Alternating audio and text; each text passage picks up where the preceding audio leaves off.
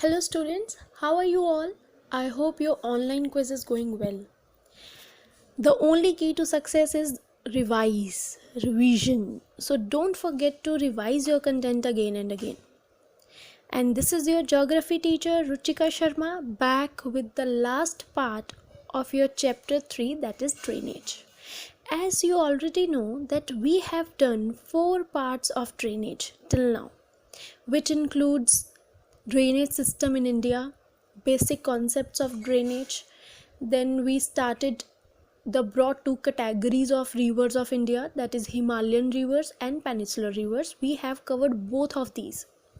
So today I am here with the final last part of the chapter drainage.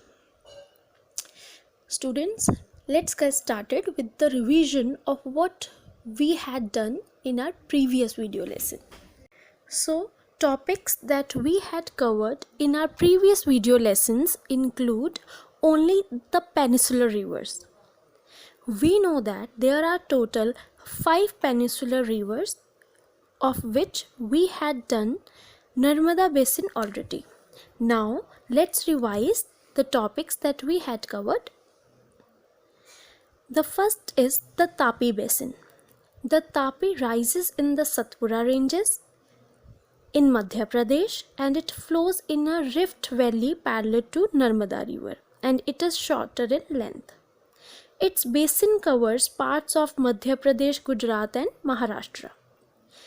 If we talk about the Godavari basin, then we should know that it is also known as Dakshin Ganga, and Godavari is the largest peninsular river. It rises from the slopes of Western Ghats in the Nasik district of Maharashtra. Its length is about 1500 kilometers. The basin covers parts of Maharashtra, Madhya Pradesh, Orissa and Andhra Pradesh. Next we had done the Mahanadi Basin. The Mahanadi rises in the highlands of Chhattisgarh.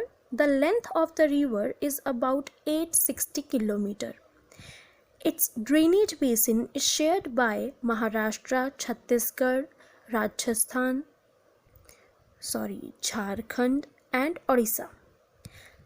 Then next comes the Krishna Basin. Rising from a spring in near Mahabaleshwar, the Krishna flows for about 1400 km and reaches the Bay of Bengal. And its drainage basin is shared by Maharashtra, Karnataka and Andhra Pradesh. Last but not the least, we had done the Kaveri Basin. The Kaveri rises in the Brahmagiri range of the Western Ghats and it reaches the Bay of Bengal in Tamil Nadu. Total length of the river is about 760 kilometers and its basin drains parts of Karnataka, Kerala and Tamil Nadu. Students, as we had already discussed that beside these major rivers there are some smaller rivers flowing towards the east. The Damodar, the Brahmani, the Subarnalekha are some notable examples. So this was what we have already done in our previous video lesson. Today we are going to do the last segment of this chapter in which 3 topics are to be discussed. Number 1, lakes, in which you will cover how many lakes are there in India, which are important, and advantages of lakes. Then we will learn about role of rivers in the economy. And last but not the least, we are going to discuss river pollution into detail. The first topic that we are going to today is India's lakes. Let's understand first what do you mean by the term lake. You may be familiar with the Valley of Kashmir and the famous Dal Lake, the houseboats and the shikaras, which attract of tourists every year. Similarly, you may have visited some other tourist spot near a lake and enjoyed boating, swimming, and other water games. Imagine that if Srinagar, Nainital, and other tourist places did not have a lake, would they have been as attractive as they are today? Have you ever tried to know the importance of lakes in making a place attractive to tourists? Apart from attraction for tourists, lake is also useful to human beings in many other ways. But before getting into the importance of lakes, let's understand the term lakes. The lakes are found in almost every part of India. Very large lakes are also called seas. The lakes can be formed by the action of glaciers and ice sheets, or by the work of river, wind, or human beings. Most of the lakes in our country are permanent, while some have enough water only during the rainy season, such as in the arid and semi-arid regions. Therefore, the lakes can be categorized into permanent and seasonal. Some are permanent, they have water throughout the year, while some have enough water only during the rainy season. If we are talking about different types of lakes, then lakes can be divided into two types on the basis of salt lakes and freshwater lakes. If we talk about salt lake, then Sambhar Lake in Rajasthan is a seasonal lake in the region of inlet drainage. Common salt is produced here. Most of the freshwater lakes, on the other hand, are of glacial origin in the Himalayas. Some of them are Dal, Bhimtal, Nainital, Loktak, and Barapani. So therefore, lakes can be divided into salt lake and freshwater lake. The next and the last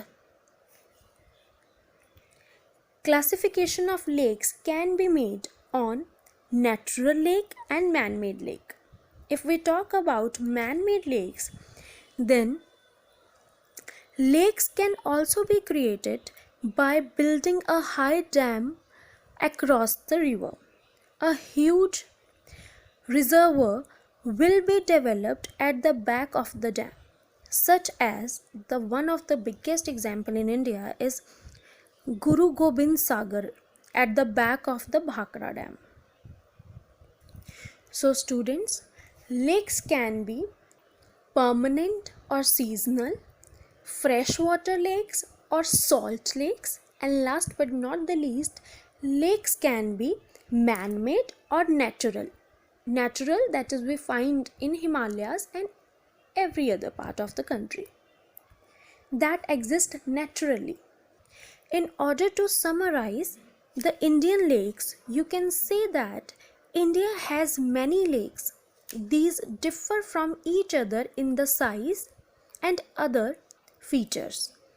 Most lakes are permanent. Some contain water only during the rainy season, like the lakes in the basins of inland drainage of semi-arid areas. There are some of the lakes which are the result of the action of glaciers and ice sheets, while the others have been formed by wind, river action, and human activities. Now, let's talk about the important lakes found in India.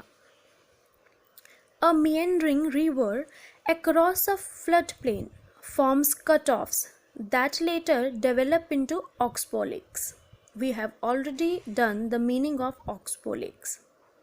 Spits and bars form lakes in the coastal areas. For example, if we talk about India, the Chilika Lake is the best example of this type of lake. And along with Chilika Lake, we have the Pulighat Lake, the Koleru Lake, and lakes in the region of inland drainage are sometimes seasonal. For example, the Sambhar Lake in Rajasthan, which is a saltwater lake, its water is used for producing salt. Most of the freshwater lakes are in the Himalayan region. In other words, they formed when glaciers dug out a basin, which was later filled with snowmelt. The Vular Lake in Jammu Kashmir, in contrast, is the result of the tectonic activity. It is the largest freshwater lake in India. In other words, you can say that the Vular Lake is, however, has origin through tectonic plates in Jammu and Kashmir state. Apart from natural lakes, the damming of rivers for the generation of hydropower has also led to the formation of lakes such as that I have already mentioned, Guru Gobind Sagar Lake, which is just behind Bhakra Nangar project. So students, now let's understand and locate the 5 most important lakes of India. First is Vular Lakes. It is one of the largest freshwater lakes in Asia. It is sited in Bandipora district in Jammu and Kashmir. The lake was formed as a result of tectonic plate, as I have already told you, and is fed by the Jhelum river. The size of this lake varies seasonally from 12 to 100 square kilometers. The next important lake is the Sambhar Lake. The Sambhar Salt Lake, which is India's largest inland salt lake, is situated 80 kilometers southwest of the city of Jaipur, Rajasthan. Students, next lake that we have is Chilika Lake.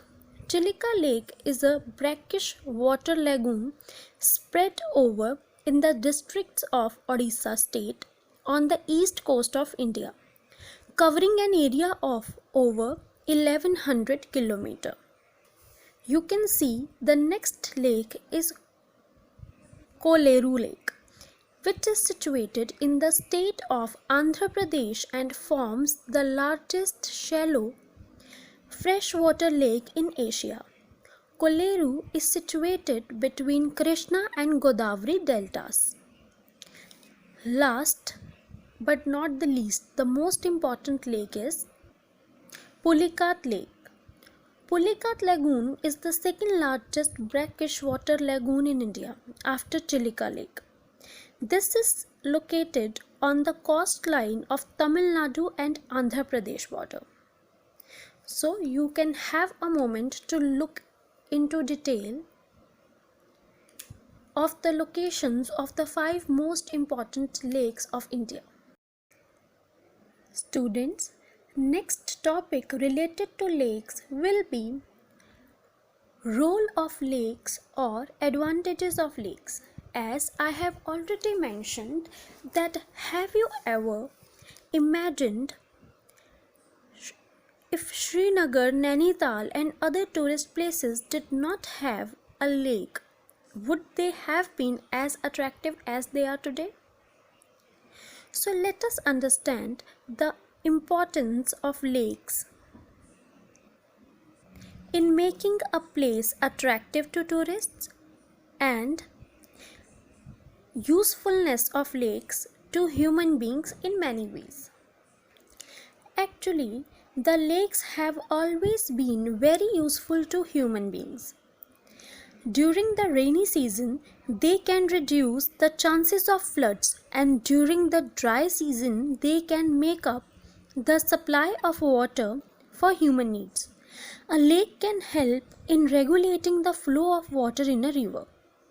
Lakes at the back of a high dam can supply water for the generation of hydroelectricity. Large lake can even moderate weather conditions. maintain and improve the aquatic ecosystem, enhance natural beauty, and can help in the growth and development of tourist industry.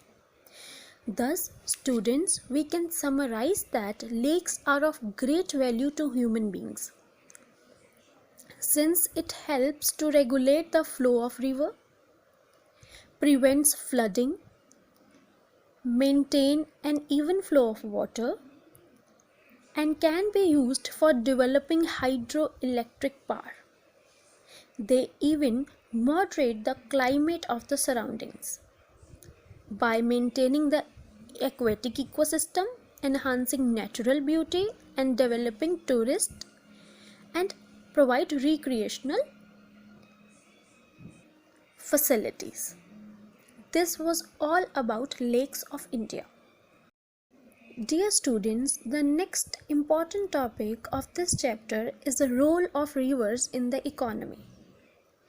Rivers have been of fundamental importance throughout the human history.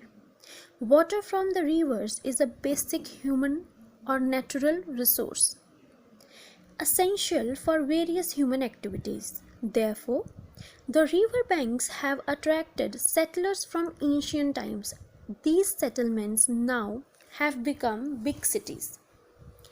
Using rivers for irrigation, navigation, hydropower generation is of great significance, particularly to a country like India, where agriculture is the main source of livelihood of the majority of its population. Now, let's go through the major benefits of the river. Following are the points of benefits of river. The rivers contain fresh water which is most necessary for man as well as animals for survival. Rivers provide water for irrigation and cultivation available in abundance. They make the soil rich in alluvial. They serve as aid to trade. They are good for navigation.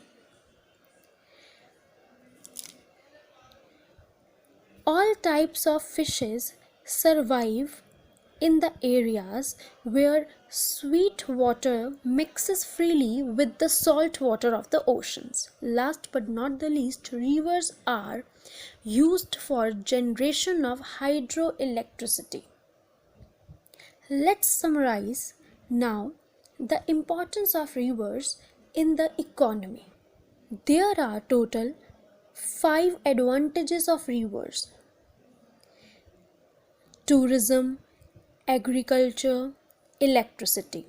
These are included or can be explained when question regarding role of rivers in the economy is asked.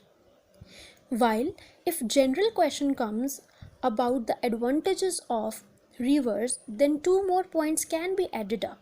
That is, we get drinking water from rivers, and water of rivers can be used for various human activities like bathing, washing clothes, etc.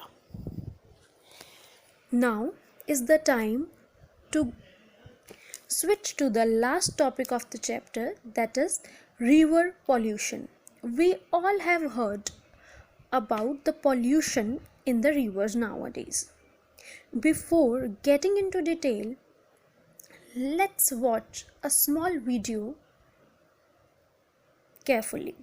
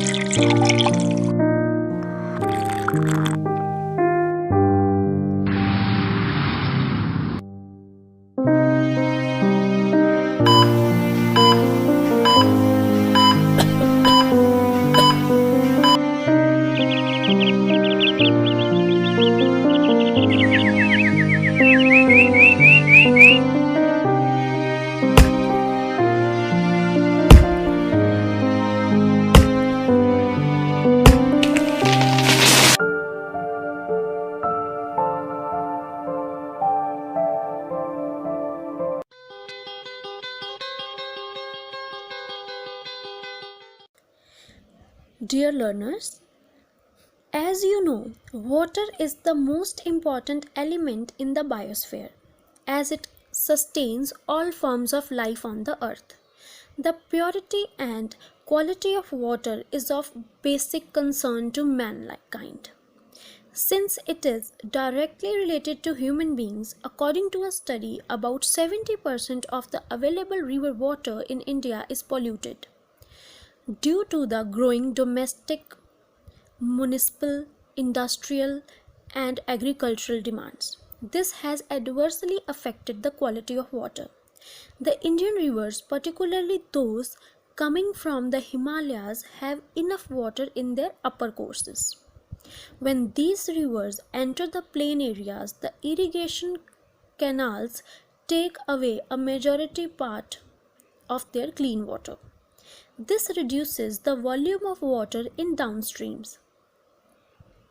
A very large amount of untreated sewage and industrial wastes are emptied into the rivers.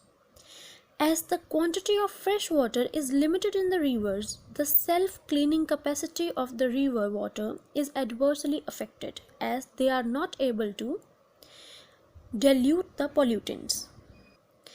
The Ganga River is now one of the most polluted rivers in India. It has the natural capacity to dilute and assimilate the pollution loads. Due to less water, which is due to the dumping of city garbage, industrial effluents, human and animal extra, community bathing, and faulty social and religious practices, the pollution of river water is the root cause of many deadly diseases such as cholera, diarrhea, jaundice, tuberculosis, etc. It also affects the quality and quantity of agricultural produce and aquatic life. There is a need for public cooperation making the people conscious about health, hygiene, and causes and effects of water pollution. The governments at the state and central levels have launched many programs and actions plans to clean the rivers such as the Ganga and Yamuna action plans. Students, let's talk about National River Conservation Plan. The activities of Ganga Action Plan Phase 1 initiated in 1985 and were declared closed on 31st March 2000. Actually, the steering committee reviewed the progress of the Ganga Action Plan Phase 1 and necessary correction on the basis of lessons learned and experience gained were made in the Ganga Action Plan Phase 2 that has been merged with the National River Conservation Plan.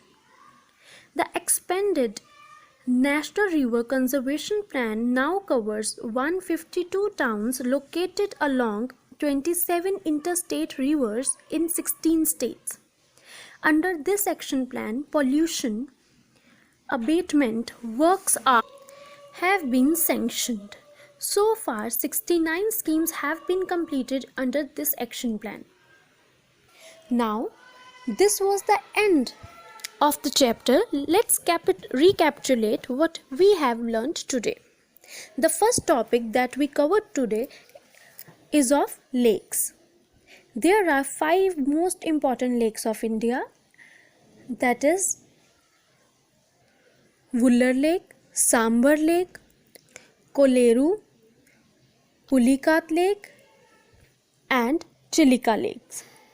We have also discussed the importance of lakes in human beings' life. The next topic that we covered today is the role of rivers in the economy. Rivers are used for irrigation, navigation, hydropower generation. Thus, it is crucial for a country like India, where agriculture is the major source of livelihood of the majority of its population. Last but not the least, we had covered river pollution. The growing domestic, municipal, industrial, and agricultural demand for water from rivers naturally affects the quality of water. As a result, more and more water is being drained out of the rivers, reducing their volume. Then we had done National River Conservation Plan, in which we discussed Ganga Action Plan Phase 1 and amalgamation of both National River Conservation Plan and the Ganga Action Plan Phase 2, in which 152 towns located in 16 states are covered and 215 schemes of pollution abatement have been sanctioned. Dear students, think about life of human beings without fresh water. Let's understand and realize the importance of fresh waters in our lives, and let's just not waste fresh water in homes too. Keep studying, keep hard working. Till then, bye bye and see you again.